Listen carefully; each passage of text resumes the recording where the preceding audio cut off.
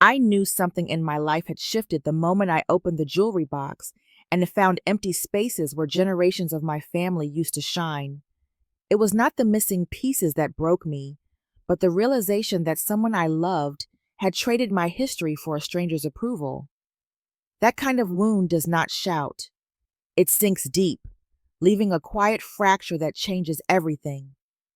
What followed was a journey through betrayal, manipulation, and hard truths, one that forced me to choose between silence and self-respect. And choosing myself came with consequences that none of us could escape. Before we dive into today's story, take a moment to share where you're tuning in from. We love seeing how our stories connect people from all around the world. Your comments and thoughts bring this community to life, and we're so grateful to have you on this journey with us. If you have not already, do not forget to subscribe and turn on notifications so you never miss a new story. Now, grab a cozy seat, maybe a cup of coffee or tea, and prepare yourself for a tale that will captivate your heart from beginning to end. Let's begin. I have lived long enough to understand how quiet a house can become when the people you love no longer fill its rooms. My name is Margaret Hale. I am 58 years old, and I have spent most of my adult life working as a nurse in Santa Fe, New Mexico. When I retired, I imagined peace, long mornings with coffee, and afternoons spent wandering the markets I love. I did not expect the silence to feel like something that pressed into my chest, but that is the kind of silence that lives with me now. My husband passed years ago, and although time has softened the sharpness of that loss, it never erased it. The house remains small, warm, adobe-walled, with terracotta floors and sunlit corners, and I keep it tidy as if someone else still waits to return. Each morning, I open the front door to let in the scent of roasted corn drifting from the plaza. The desert air moves slowly, carrying the faint smell of sage and dust. I brew my usual cup of dark roast, lean on the wooden counter, and watch the light shift across the courtyard. My days follow a rhythm, watering the cacti, reading old journals from my hospital years, walking to the Santa Fe Indian Market on weekends, and stopping by the stands where artisans sell hand-carved jewelry and pottery. I live modestly, but I do not need much, and I once believed I had everything I truly needed. My daughter, Anna, has always been the brightest part of my life. She is 30 now, newly married to Ethan Brooks, a real estate agent who thrives in the busy downtown scene. Anna used to call me every evening, even if it was only to share something small about her day. She was soft-spoken, affectionate, and honest. Lately, though, her voice has taken on a sharper tone, rushed and distracted, as though our conversations are obligations rather than comforts.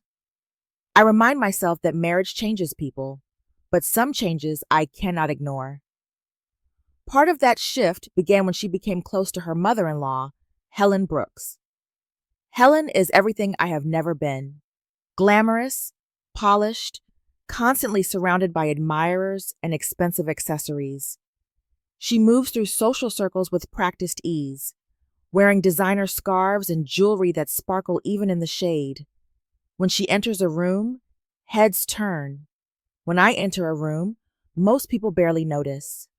It never bothered me before, yet I sometimes feel small next to her, as if my simple clothes and quiet demeanor do not belong in her world. Still, I try to stay connected. When Anna visits, I cook her favorite meals. I slip a little money into her hand if she mentions unexpected bills. I ask about her marriage, but she waves off my concerns. She talks more about Helen these days, praising her generosity, her energy, her taste. The comparisons are subtle, but they sting. I remind myself that jealousy is an emotion I have never allowed into my life, so I breathe through it and smile. There is one object in my home that never fails to ground me: the wooden jewelry box my grandmother brought from Mexico decades ago. The carved flowers on its lid have softened with age, and inside rests a modest collection of silver and turquoise pieces passed down through generations of women. They are not valuable in a financial sense, but they carry stories. Whenever I touch them, I feel connected to the women who lived before me, women who endured more than I ever had to. On the evening that ends this chapter of calm, I sit beside the open jewelry box, letting the sunset pour through the window. The silver catches the red light, glowing as if alive. It feels like a moment suspended in time, a quiet before something shifts. I do not know it yet, but this small, peaceful moment will be the last one untouched by the storm that is coming. If you are still watching, and this opening pulled you in, comment number 1 below so I know you are right here with me. Now, let us move on to chapter 2. The afternoon Anna came by. The air outside carried the warm scent of dust and roasted peppers drifting from the street vendors downtown. She walked into my house with a rush of energy I had not seen in a long time, but something in the brightness of her smile felt forced, as if she was trying to hide a tremor underneath. She talked quickly, moving from one topic to another, the way people do when they want to distract from something else.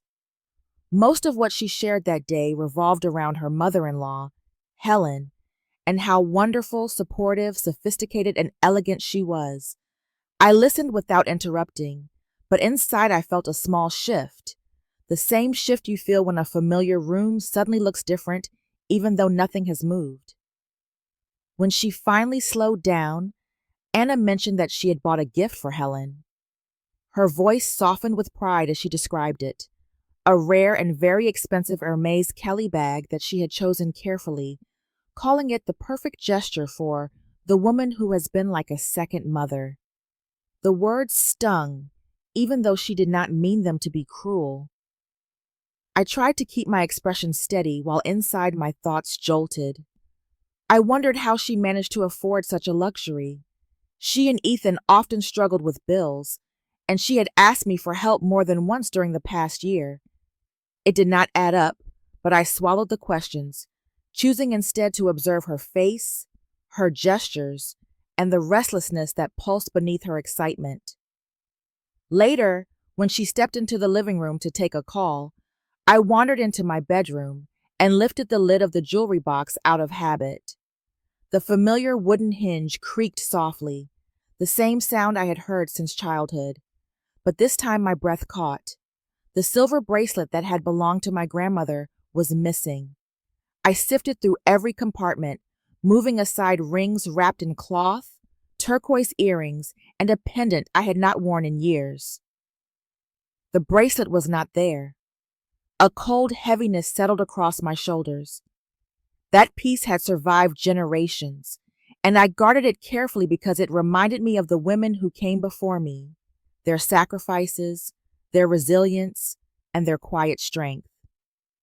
I returned to the kitchen and gently asked Anna if she remembered seeing the bracelet recently.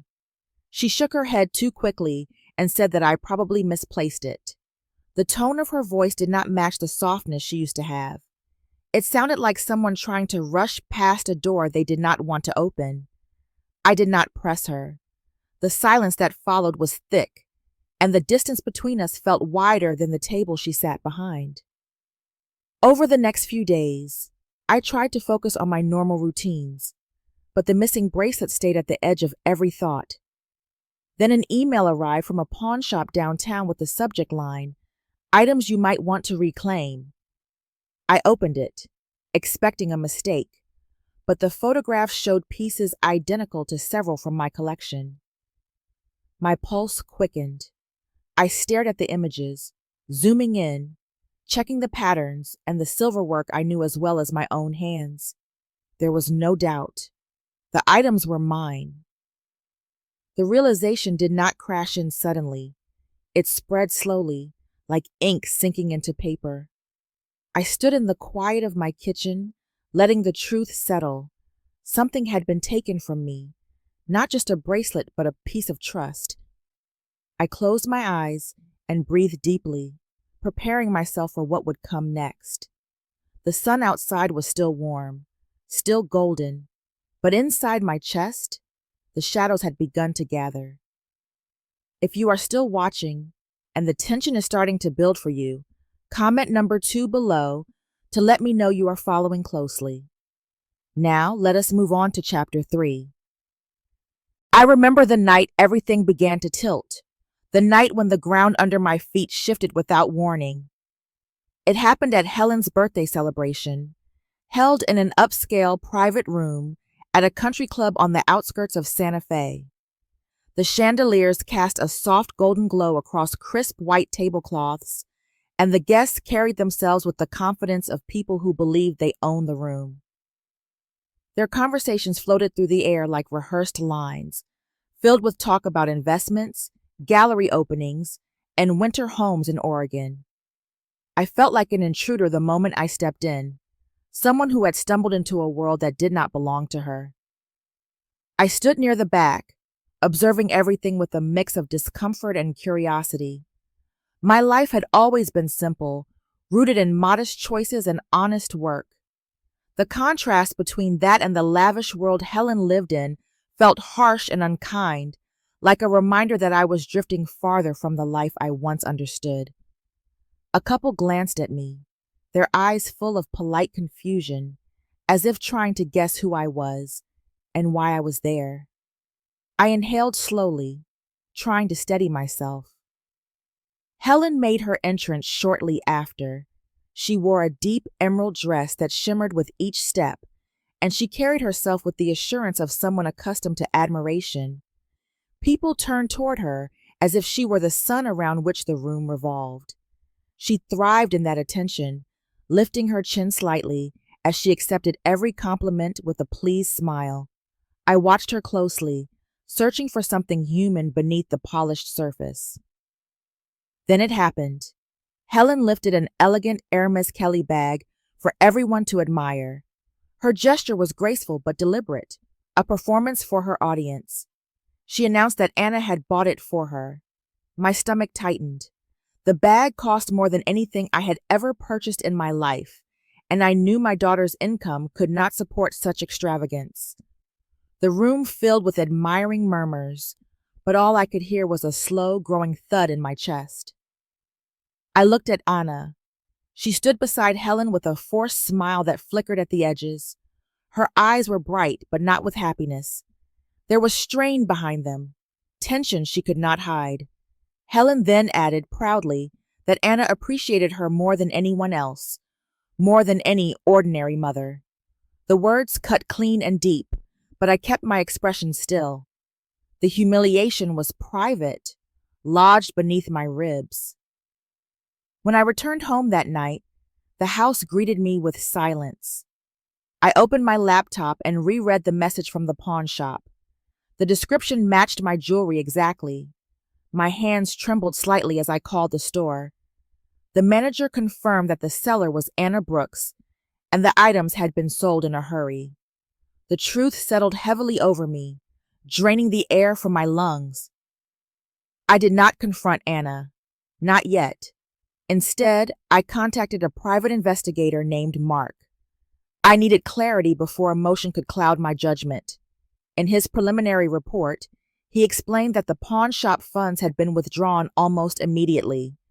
Part of the money had been transferred to an account belonging to Helen under the label Family Contribution. I felt something inside me tighten and fracture.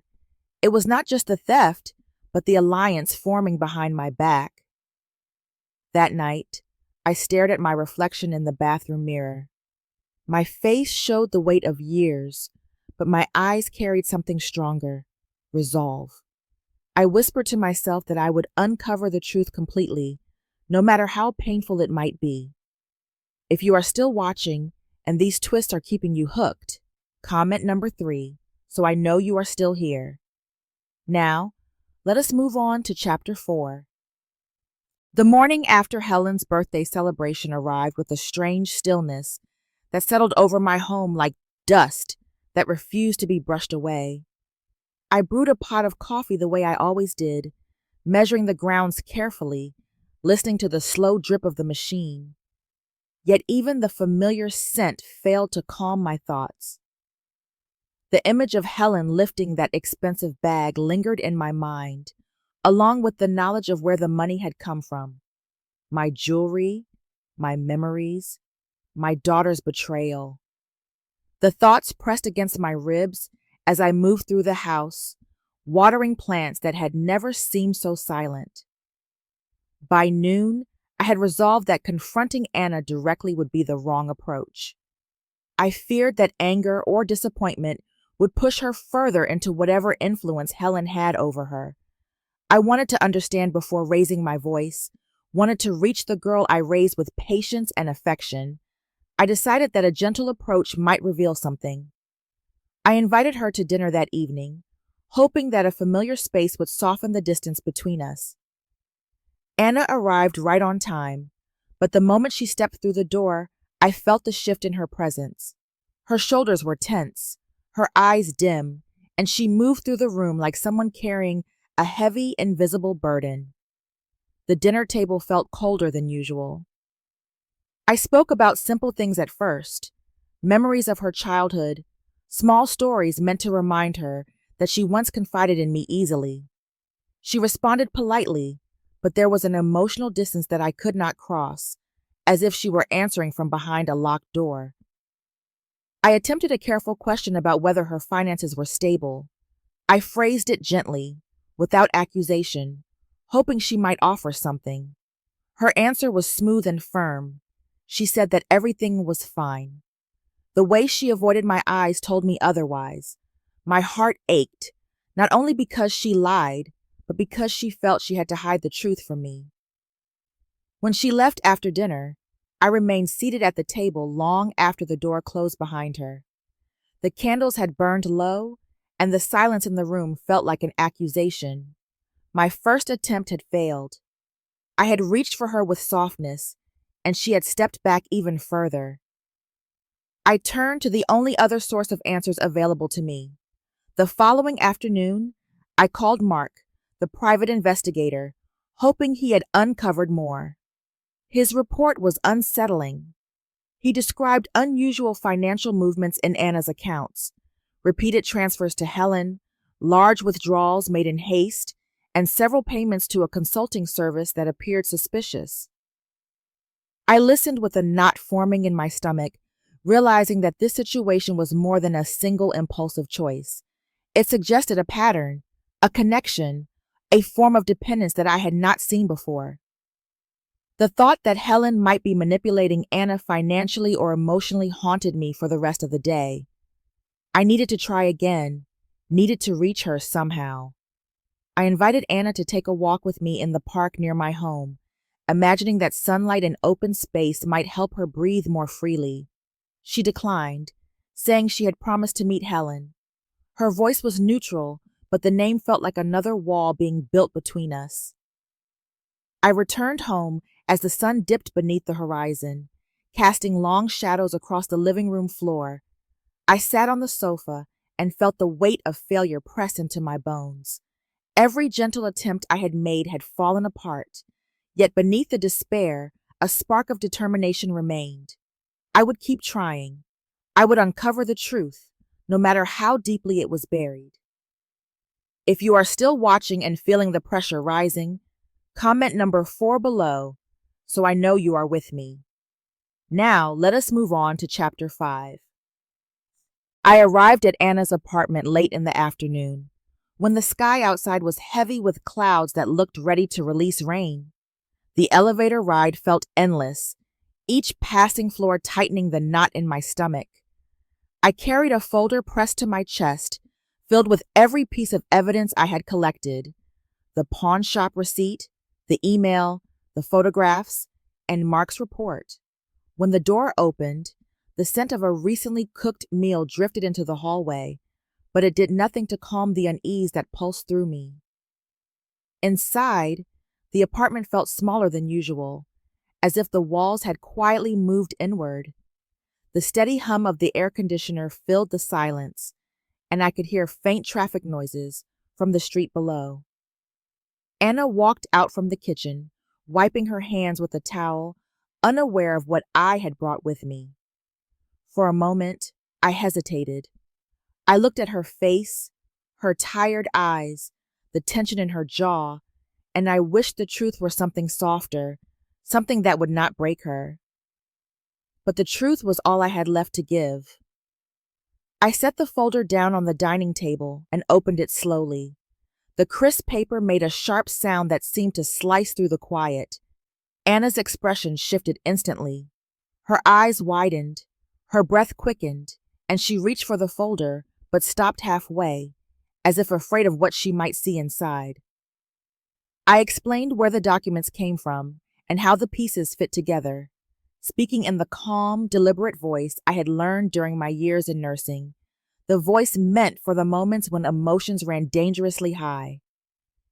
At first, Anna attempted to deny what she had done, but her voice faltered. The fear behind her eyes was unmistakable. Then the denial cracked and emotions flooded through.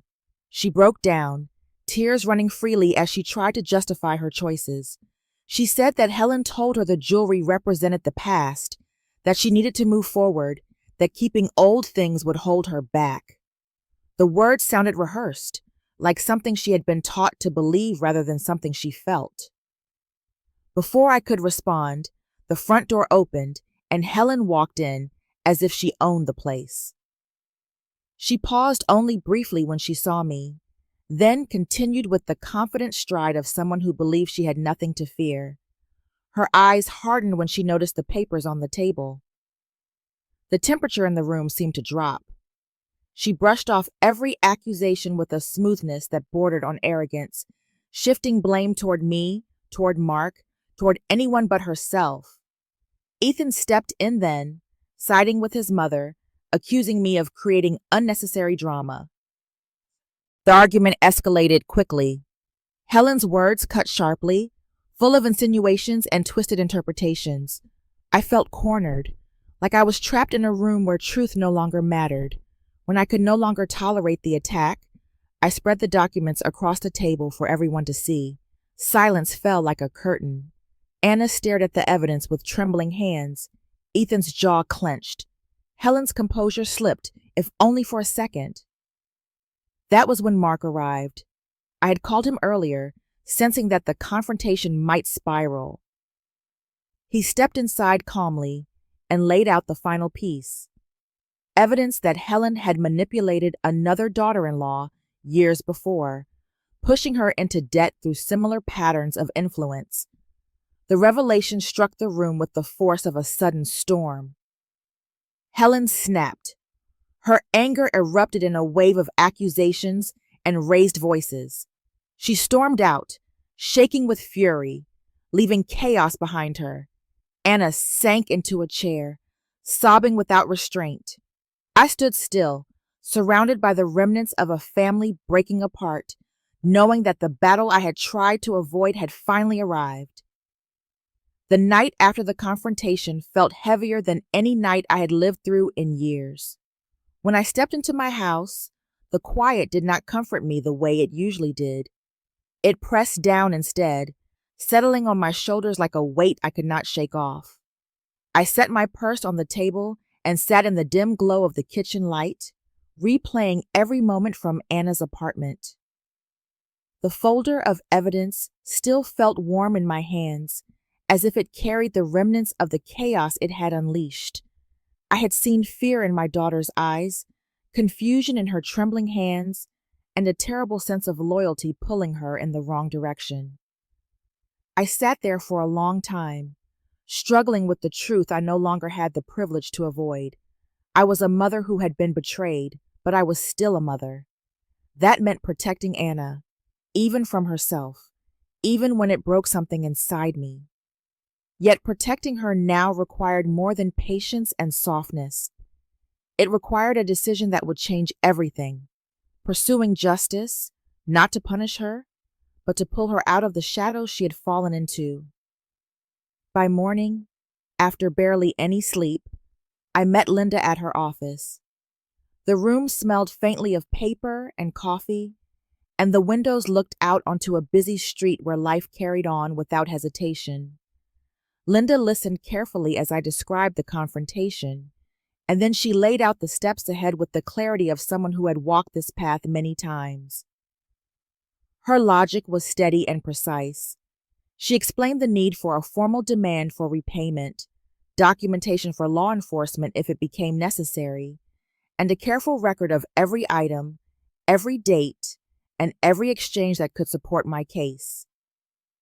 Linda warned me of the possibility that Ethan might respond with aggression, perhaps accusing me of meddling or attempting to damage their marriage. I felt a flicker of exhaustion thinking of the battles still ahead, but I steadied myself. I had spent decades making decisions in hospital rooms, while families unraveled from fear and grief. I could face this. Later that afternoon, Mark arrived with additional information. He placed a file on my table, thick with printed pages. The evidence was undeniable. Repeated transfers from Anna to Helen, cash withdrawals that matched the timing of the jewelry sale, payments to a consulting service that seemed to exist only on paper. I traced my fingers over Anna's name in the records, feeling a hollowness that reached into my bones. This was not a single mistake. It was a pattern built on pressure, manipulation, and misplaced trust. I thanked Mark quietly. His presence reminded me that I was no longer navigating this alone. As he left, the house fell silent again, but the silence felt different now, not as suffocating as the night before, more like a threshold. I spent the evening reading through Linda's prepared documents. The words blurred a little as exhaustion mixed with resolve, but I understood what each page represented. A line drawn, a declaration that I would not allow Helen to keep twisting her claws deeper into my daughter's life. Anna needed someone to step into the storm for her, and I was the only one who could.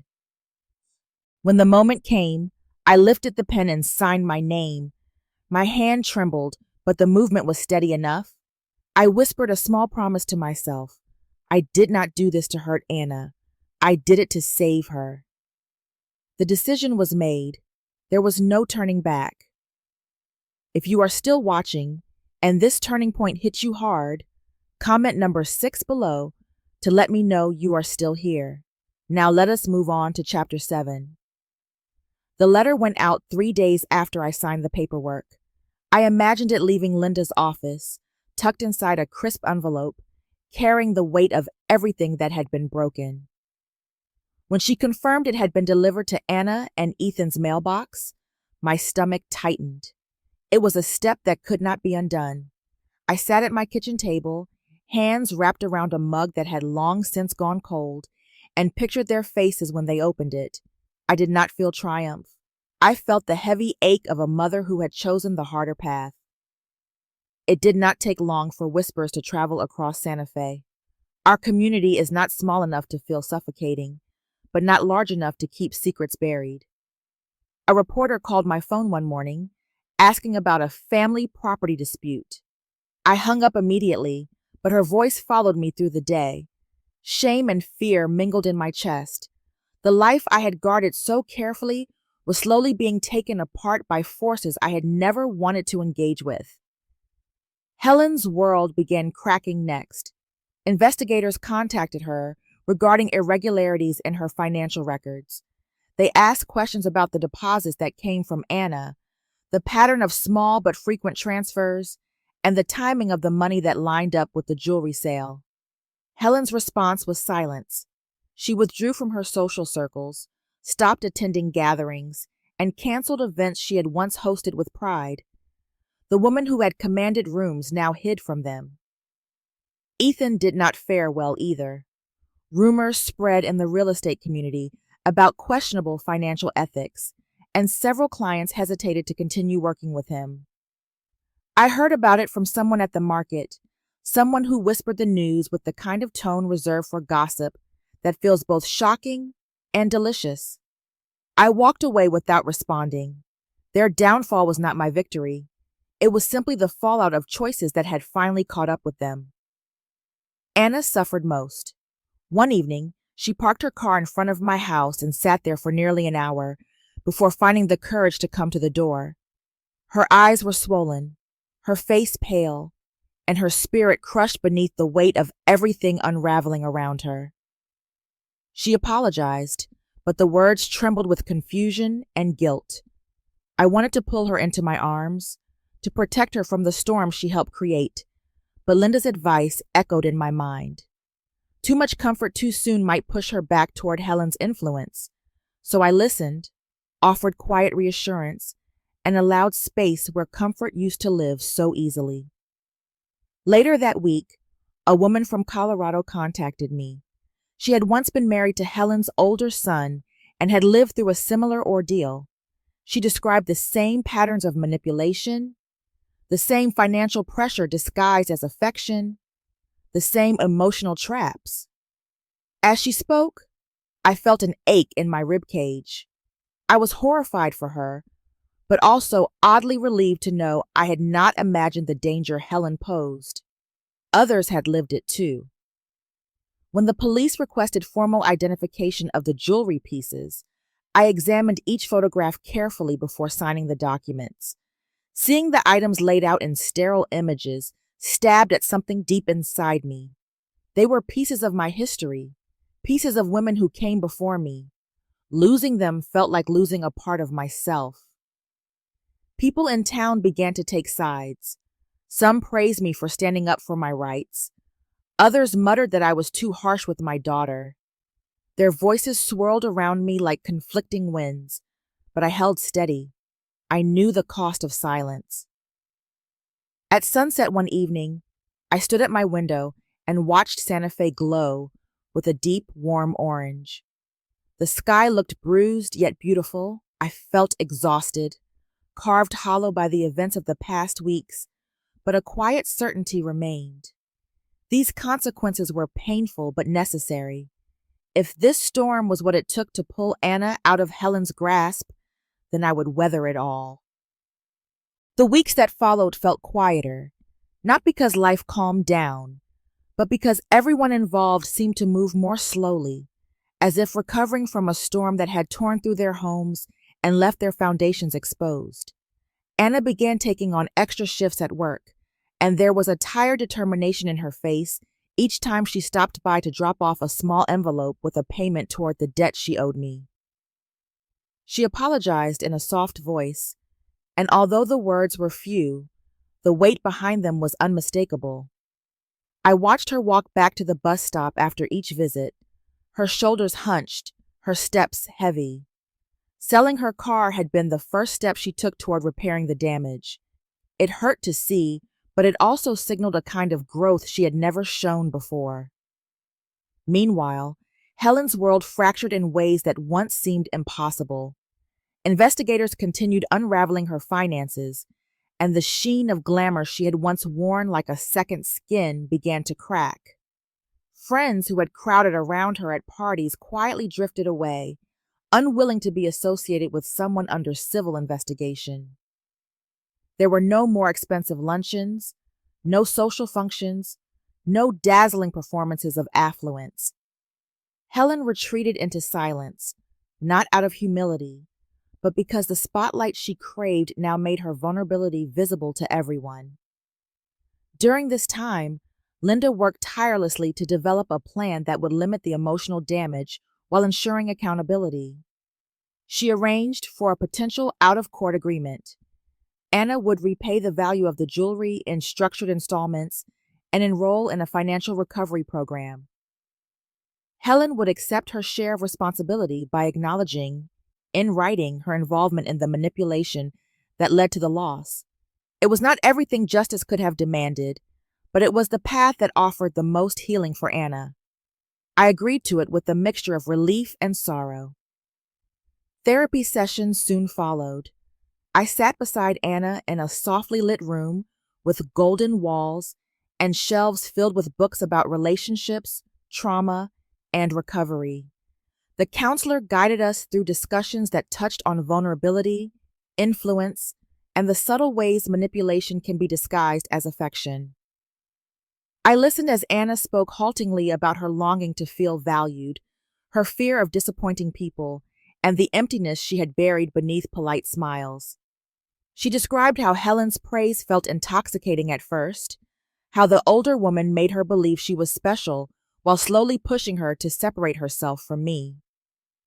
Hearing these truths hurt deeply, but it also opened a door I did not know had been closed. For the first time, Anna confronted her own susceptibility to Helen's attention, acknowledging that the need to be seen and appreciated had blinded her to the cost. I offered what comfort I could, not with touch, but with presence. Healing required patience, and I intended to honor every step of it. Outside therapy rooms, the world continued to shift. Articles in local publications began portraying the situation differently.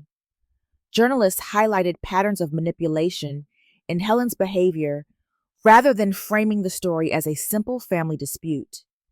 People who had once judged me harshly reconsidered their opinions. Yet public validation felt strangely hollow compared to the private work Anna and I faced at home. Other families stepped forward too. One woman told me how Helen had isolated her during her marriage years ago, using the same blend of charm and pressure. Small settlements were eventually granted to a few of them. Their relief reminded me that my actions had reached farther than I expected. Eventually, I received an invitation to speak at a small community gathering about unhealthy relationships and financial boundaries. After much thought, I accepted. When I finished sharing my story, I stepped outside into the warm Santa Fe sunlight. For the first time in a long time, the light felt gentle instead of harsh. Anna stood beside me, quiet but present, and although the road ahead remained uncertain, I felt something new rising between us. Hope. If you are still watching and the story is pulling you deeper, comment number 8 so I know you are with me until the end. Now, let us move on to the final chapters and see how it all unfolds. The call from Linda came early in the morning, just as the sun began sliding over the red rooftops of Santa Fe. Her voice was steady, practiced, but I could hear a thin thread of relief running beneath her words. The civil investigation had reached its conclusion. Helen was being held accountable for her involvement in the financial manipulation that had entangled Anna and others before her.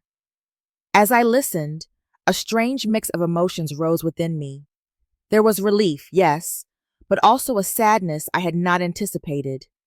No victory born from so much pain could feel completely whole. A formal settlement was arranged. Helen agreed to repay a portion of the losses and contribute restitution to 2 of her previous victims.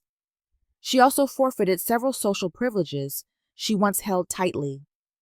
When I saw her photograph in a local paper, she looked like a different woman. Gone was the polished confidence, the effortless charm. The camera captured someone exposed, stripped of the illusion she had spent years building. I did not take pleasure in it. I simply felt the inevitable weight of consequences finally settling in their rightful place. Anna worked tirelessly during this period. Each week she handed me a small envelope containing part of her repayment. She had taken extra shifts, cut unnecessary expenses, and reshaped her life with an earnestness that humbled me. I watched a transformation unfold in her. She was quieter, more reflective, no longer chasing approval from people who never cared about her well-being. She was stepping into her own identity, one choice at a time. Meanwhile, Ethan slipped out of the picture. The strain of the investigation, the tension of his allegiance to his mother, and the collapse of his reputation pushed him to distance himself from everything, including Anna. When he left, Anna cried, but her grief did not consume her. Instead, it seemed to release her from a burden she had carried far too long. She began the legal process to end the marriage soon after. It was a painful step, but one she faced with clarity. When I finally recovered most of the jewelry, I opened the wooden box with careful hands. The familiar scent of aged cedar rose from it. Several pieces were missing forever, but many had returned.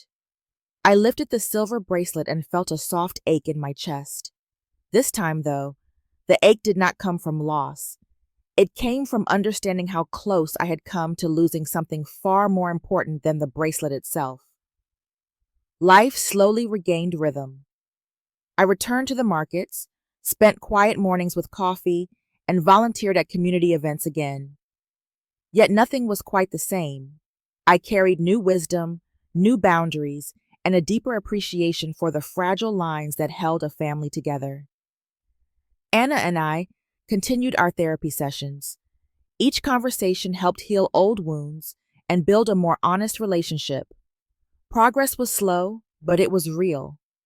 One afternoon, at a local art festival, Anna slipped the silver bracelet onto her wrist. The sun caught it, sending a brief glimmer of light between us. She smiled, a genuine, peaceful smile I had not seen in a long time. In that moment, I understood that our journey, though painful, had brought us to a stronger, truer place. Morning light filtered through my kitchen window and settled across the table where I sat with a cup of warm tea. The house was quiet again, the kind of quiet that follows months of tension, heartbreak, and recovery. In front of me rested the wooden jewelry box, its surface worn but dignified. Most of the pieces had been returned, though a few were gone forever. Still, I no longer saw the box as a reminder of loss. It had become a symbol of the journey Anna and I had survived, and of everything I had learned along the way. I thought about the long road that had led me to this moment. I remembered the shock I felt the day I opened my jewelry drawer to find empty spaces where family heirlooms once lay. I remembered the anger that burned when I learned that my own daughter had traded my history for the approval of a woman who never cared about her. I remembered the fear that perhaps I had failed Anna somehow, that my love had not been enough to protect her from manipulation. But I also remembered the strength I discovered within myself, the resilience I did not know I still possessed at my age. The experience reshaped me. Women my age often spend decades holding families together, believing that sacrifice is our duty and silence is our responsibility. We carry burdens quietly, hoping our children will understand the depth of our love without needing reminders. Yet this experience taught me that love does not require self-erasure. Setting boundaries is not unkind. Protecting what is ours is not selfish. We are allowed to defend our dignity, no matter how much we love the ones who hurt us. I also thought about Anna. She had stumbled, she had lost her way, and she had been deceived by someone skilled at wearing masks. But she had chosen to confront her mistakes, repair what she damaged, and build herself back up with honesty. Her efforts did not erase the past, but they created a future worth believing in. She was learning that validation from the wrong people comes at a devastating price, and that the love of family is not something to gamble for admiration. As I traced the lid of the jewelry box, I imagined the future. One day, Anna might have a daughter of her own. One day, that little girl might open this box and ask about the history of these pieces. When that time comes, I hope Anna will tell her not only about the women who wore them, but also about the value of truth, respect, and courage. I hope she teaches her that real strength lies not in enduring everything, but in refusing to endure what breaks the soul. I placed the box gently back into the drawer. My story was not one of defeat. It was a story of reclaiming myself. And as the morning sunlight warmed my hands, I knew that I had earned my peace. There are moments in life when the ground shifts beneath us, forcing us to face truths we once tried to outrun. Yet it is often in those uncomfortable reckonings that we rediscover our own strength. Healing rarely arrives in a single wave. It comes in fragments: a clearer boundary, a braver choice, a quieter heart. And with time, we learn that protecting our peace is not an act of hardness, but an act of deep self-respect. We learn that forgiveness is never about erasing the past. It is about releasing its grip so the future can breathe. Most of all, we learn that no betrayal is strong enough to silence a woman who chooses dignity over silence, and clarity over fear. Thank you for sharing this journey. If the story spoke to you, I would love to hear your thoughts. Please leave a comment, follow, and subscribe for more stories like this.